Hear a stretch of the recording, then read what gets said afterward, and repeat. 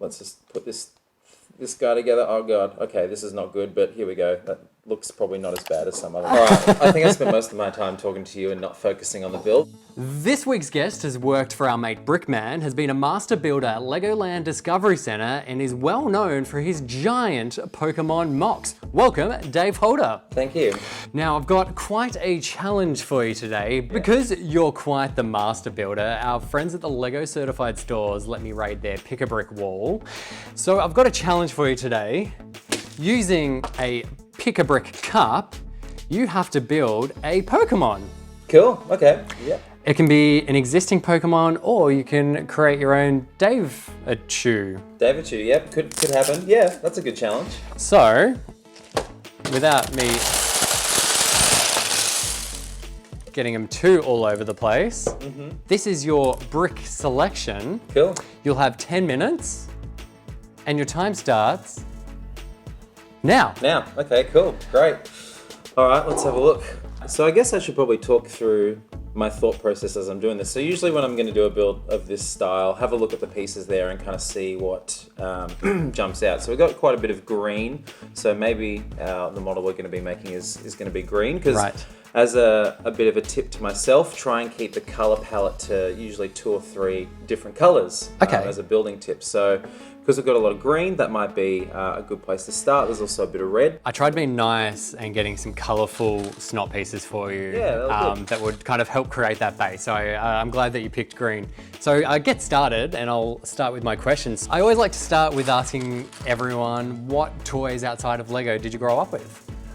For me, Lego was of course a part of it, but a big part of it as well was also your kind of classic action figures. So being a child of the 90s, things like Power Rangers, Ninja Turtles, Street Sharks was a big one for me, little known Street Sharks for people who may not know about them. I do recall them, yeah. And Transformers was also a really big one. So funnily enough, I actually have more Transformers things than Lego actually. So that often shocks people. They often think that you kind of just have one major thing, but quite a lot of Transformers as well actually. Yeah, right. And you've kept these, you haven't got rid of your childhood toys and purge yet, you've held on to them? Some I got rid of, like some that were kind of like broken. Like I had to, like a lot of collectors, as you get older, you collect more and more, and you have to kind of downsize from time to time. So kind of focus the figures and stuff that you have on display is a big one. And what about Lego? Do you remember your first Lego set?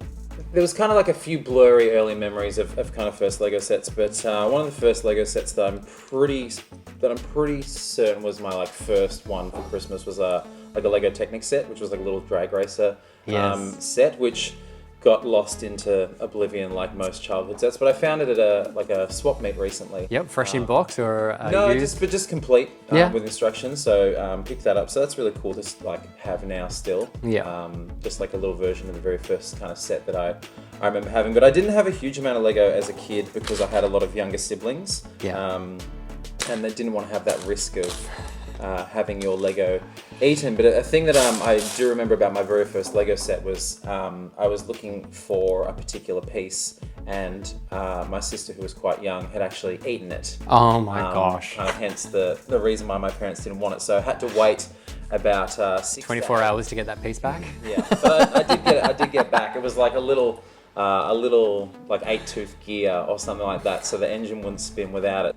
Now, you've worked for Brickman for a short period. What's it like working on such large scale models that he does? Like they're 7 foot tall sometimes, 12 foot tall. The one that I first worked on was 10 meters tall. That was the Christmas tree that popped up, I think, about 2014. Was that the Fed Square? Yeah. It was originally in Sydney for the first year, I think 2014, and then it was in Fed Square for the year after that. So yes, that was a very large project, especially a little bit daunting being like the first foray into, I guess you'd say, professional Lego building. So a pretty large model, that one, a bit scary, but still quite cool to work on. Does working on something that large, is it still fun, or does it get very repetitive and very old very quick? The fun is kind of when you hit various milestones. Like it's very hard to get a scope on how it's going. you kind of start and it looks the same for a very long time. And that's like a lot of those larger models, like even the Pokemon stuff, for example. It takes a while for them to kind of really come together. Yes. But then when you come together, all that satisfaction is there. So it's like, okay, cool, it was worth all that time. And you know, it's a bit of a grind that you might have to do. But once they're finished, it's like a lot of things. You know, the main purpose is to finish it and have an awesome kind of end result. So, it can be a bit grindy, but really satisfying once you finish them. And I don't think it's any secret there's big adult instructions behind these builds. Yeah, a little bit, yeah. Are the steps less broken down than we get in general release sets? There's no steps. It's just, this is what it needs to look like. Okay. So there's no showing of the parts, there's no showing where they go. It's just, this is what your model will need to look like at the end. Okay. And then you have to do everything you can with your Lego skills to actually turn it into a workable model. And you also worked for Legoland Discovery Centre, which it was probably one of the most public job interviews I've ever seen. You had to build in hundreds of people in the middle of Chadstone. It's true. Extra pressure to a job interview? On the first day, definitely. Very, very stressful.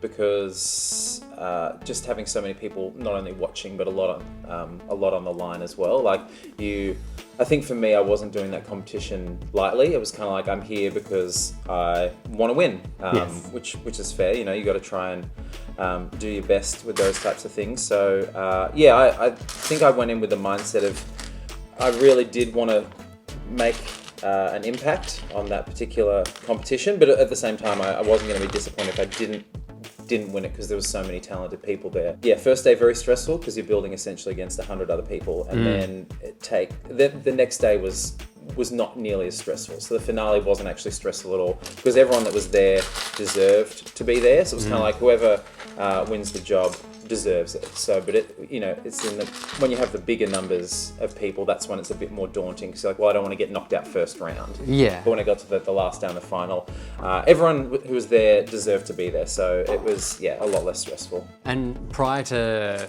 applying to be a master builder at the Discovery Centre, you were studying TV and film broadcasting. That was out of high school, so many years ago. A few years before that? Yeah, quite a few years. What areas were you focused on in? Audio for film, in Foley. So things that, it started off as a sound course, but then through general uni specializations and stuff, it went into a more sound for film type deal.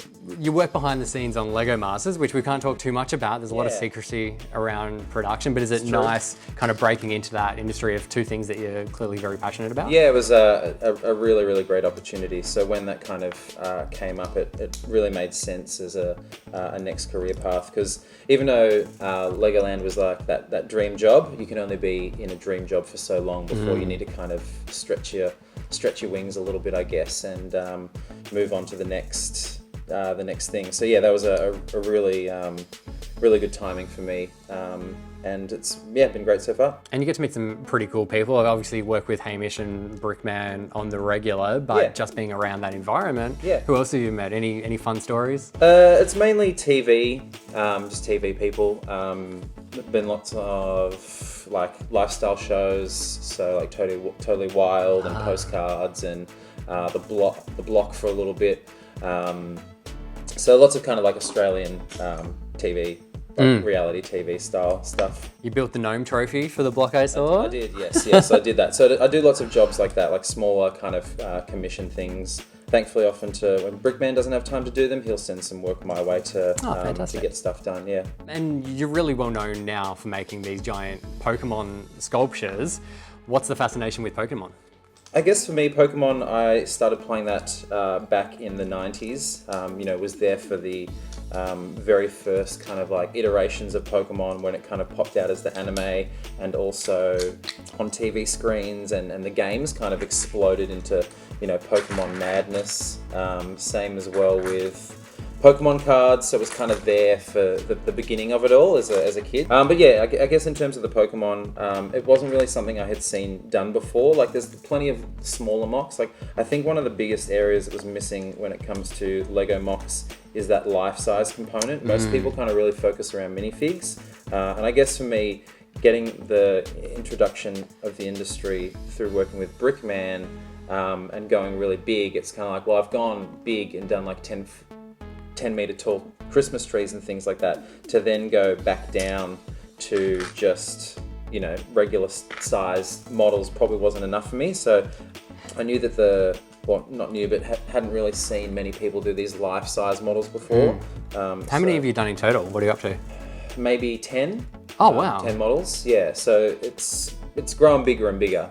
Some I haven't shared yet, but I've shared most of them. I think I've shared 7. Yes. I have 3 that I haven't shared yet, and have another few that I'll be sharing at a few upcoming conventions and stuff. Talk me through the design process of something like this giant Pikachu we've got here. Sometimes Pikachu was probably the least design time, because it's a pretty simple shape. Like, it's essentially just like a little blobby mouse creature with one color. Yeah. But often the design time is as much as the actual building itself. So using a lot of programs like Studio or Lego Digital Designer to really get those details before I start building, so I know what I'm gonna actually be doing. I post lots of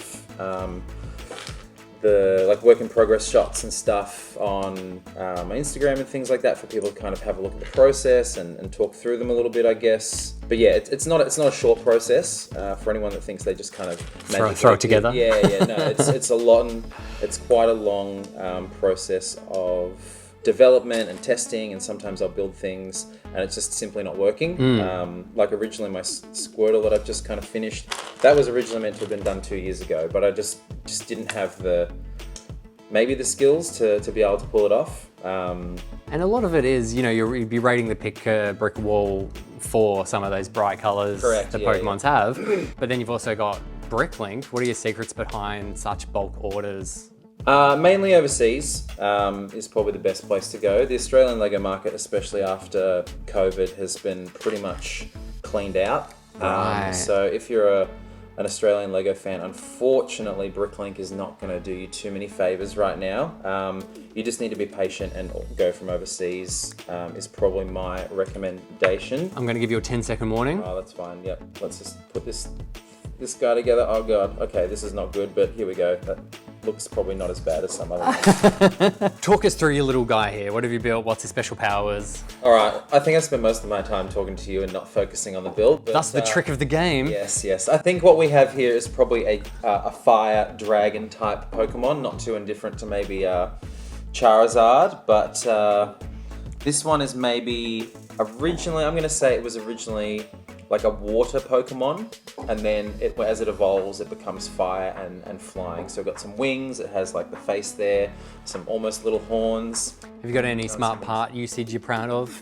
I guess reversing these pieces using some clips and some snot on the inside of the mouth. So that's the same piece but flipped upside down and set back a little bit. So when the mouth closes, it's half a stud back. Well, Dave's Pokemon instructions are available on Brickabuild. Dave, thanks for joining us on Brick Banter. No worries, thanks for having me.